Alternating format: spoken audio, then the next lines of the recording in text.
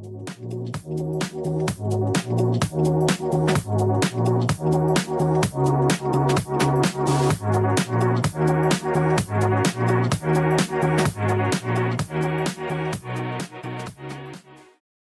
guys. Welcome back to the Children of Light podcast. Today, Ethan and I are going to be starting our Christmas series, Awaiting a Savior. To begin this series, we're going to be in Genesis chapter 3, verse 15, where we see a Savior promised. So let me go ahead and read that for you guys. And I will put enmity between you and the woman, and between your seed and her seed. He shall bruise you on the head, and you shall bruise him on the heel. So, Ethan, what is the context behind this promise? That's a great question, Matthew. So, the context behind this passage is the creation story in Genesis, where God creates the universe, the planets, the stars, the land, the sea, the animals, and he creates man and woman. Chapters 1 and 2, he creates everything. He calls it all good. He calls it, but he makes a very distinguishing mark between the man and the woman when he creates them. He calls them very good because they were made in his image. God gives this man and this woman complete dominion over creation, over the garden, to nurture it, to maintain it, to name all the animals. He gives them all these things. He doesn't give them any rules. He doesn't give them any things. He gives them one very, very important rule.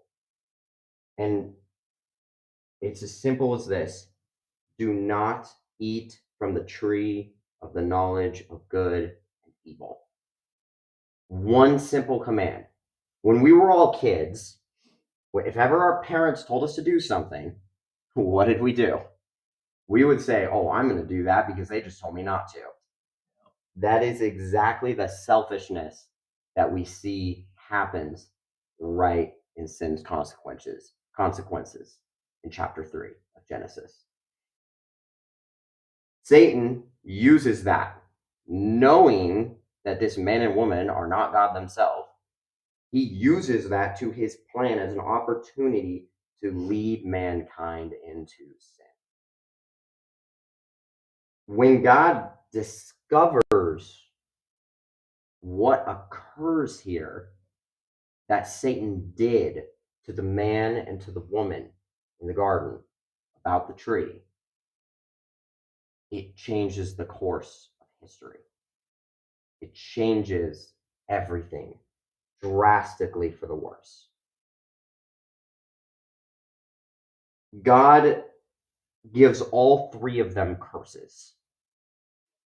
He gives the man a curse, he gives the woman a curse, but he actually does not curse them first. He curses the serpent first.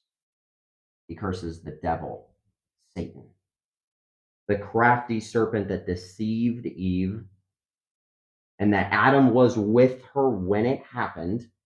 That's what Sunday school classes always miss with little kids. Think Eve ran across the garden and went to go find her husband. No, he was with her. I love verse 6 of chapter 3 where it says, "And she also gave some to her husband who was with her, and he ate it." He was not the leader. He was not the protector here. He did not protect his wife from this. And that is exactly what Satan was using against mankind.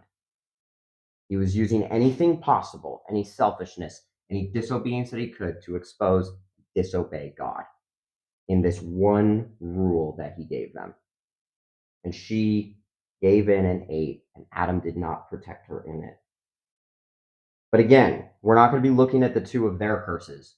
We're going to be looking at the serpent's curse. And this is where we find this promise occurring. I love the way the CSB puts enmity here. I will put hostility between you and the woman, and between your offspring and her offspring. So with that first part, Matthew, Some translations say seeds, some say offspring. What are these two seeds or offspring? What are they? What is God talking about here when he's cursing the serpent? Yeah, no, absolutely. That's a really good question because I think we can almost um, get the picture of two warring sides. So you get Eve has children, and they're going to be fighting against Satan, who also has children. And I think that's kind of the picture that we get in our minds with the word offspring coming from your offspring talking to Satan and her offspring talking about Eve. But that's Mm, not really the case here. Yes, there is going to be a war, and yes, there are going to be two sides. But I think what we really want to make sure is that it's not going to be Eve's children versus Satan's children, though, like, not literal children. In fact, I think to make this clear, I have two verses for you guys. So John 8:44 and 1 John 3:8. mm, John 8:44 says, "You are of your father the devil, and you want to do the desires of your father. He was a murderer from the beginning and does not stand in the truth because there is no truth in him." And so Jesus here is talking to the Pharisees, and he's saying that you are of your father, the devil, not literally saying that you were born from Satan. mhm, Satan didn't have a wife, and all of a sudden here comes some children, and they're doing bad things. No, it's a character that we see here in them. And we also see this in the First John 3:8 passage that I'll read for you guys. It says, "The one who practices sin is of the devil, for the devil has sinned from the beginning. The Son of God appeared for this purpose, to destroy the works of the devil." And so the thing I want to note here is that the offspring here of Satan are anyone who practices sin, mhm, anyone who is anti God and for sin. yeah, Oftentimes, we don't even see this as necessarily Satanists. In fact, a very small percentage are pro Satan. It's just everyone is anti God from the beginning. And it's only us who become saved by the mercy of God that finally get out of that camp. And so that's the difference between Eve's children, the ones who have been saved by God, versus the ones who are living in sin. Those ones are mhm, Satan's offspring. So we're going to see this war here now, starting from the very beginning. And I think really a good picture is not just a chapter later, right after this promise, we see Cain kill his brother Abel. All of a sudden, we already see the two sides starting. We have a murderer and the very mhm, sons of Adam and Eve. And so the evil does not take long to spread. And so it's not a certain bloodline because Cain was of the blood of Eve, but no, mhm, instead it is a character trait that we see here. So those who are sinners are going to be at war against those who are saved. Um, but so in the next part of this promise, we see that Eve's seed is going to bruise Satan's head, but Satan is going to bruise him on the heel. So, what exactly is this picture referring to that we see here? that's a great question to ask here at the end of this verse here.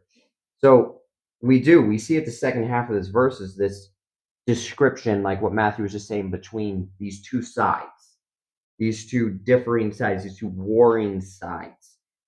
And one side is the promise that we're given in Genesis 3. It's the it's this we see this final phrase of bruising on the head and striking his heel. But what do these phrases mean? Well, first, the bruising on the head refers to a complete victory. It refers to a dominating victory, something that is completely done and over with when the fight is done. That is what this is referring to. It is a knockout as you would see in boxing. That is what it is. That person is not getting back up. It's done. Second, the striking on the heel is what shows that victory comes at a cost. There are injuries in a fight. There are injuries in a boxing match and in wrestling and in jiu-jitsu. I did jiu-jitsu for years. There are injuries. Even if you win the fight, you're not getting off like clean scathed. You're going to get hurt. You're going to get bruised. You're going to get scratched up. It's not clean necessarily that way. So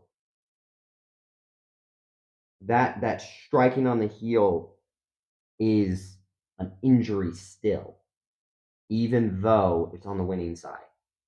There's still injuries that are sustained in this. So now that we understand these two sides, Matthew, and this victory, even with injuries and such coming with it, and this victory that is promised here at a cost, there is one question that I want to ask you. There's one question left to answer, and who is this promised Savior? Absolutely. And that is really the question that we're all looking for, isn't it? But we're not going to be answering that question today. Instead, over the next 3 episodes of this series, Awaiting a Savior, we're going to be looking through history from the perspective of Israel as they seek this deliverer in multiple different people. So, look forward to these episodes as we discover who this promised deliverer truly is. Thank you guys so much for listening in, and have a great day.